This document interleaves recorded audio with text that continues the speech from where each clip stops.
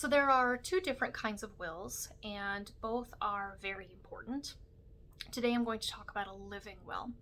So a living will is often confused with a last will. The last will and testament is what sets out who gets what of your assets after you pass. A living will sets out what kinds of mainly medical decisions you want made on your behalf if you are still alive but unable to make decisions for yourself. So if you are in a coma, or if you become disabled, or for some reason you are not able to speak for yourself, a living will sets out what kinds of decisions that you want to be made for you under those circumstances.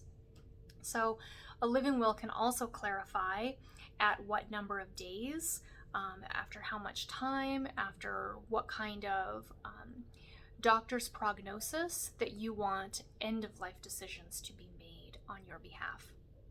So you can make that 3 days, 5 days, 7 days. You could say, if my heart is beating and my lungs are breathing air, then keep me on life support. Those are decisions that you make for yourself, and you can make whatever decision you want to for yourself.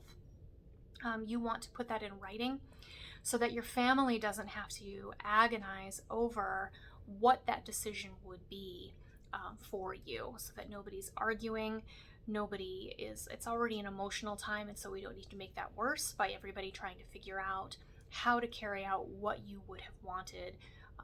Were you able to stand right there and give them that answer at that time? That's what this paper does for you.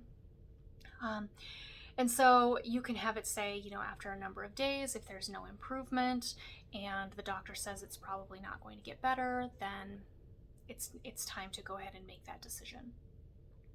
So you get a chance to think about those things while you are alive and healthy and doing well, and while you can have those conversations with your family outside of some kind of high pressure, high anxiety, highly emotional emergency.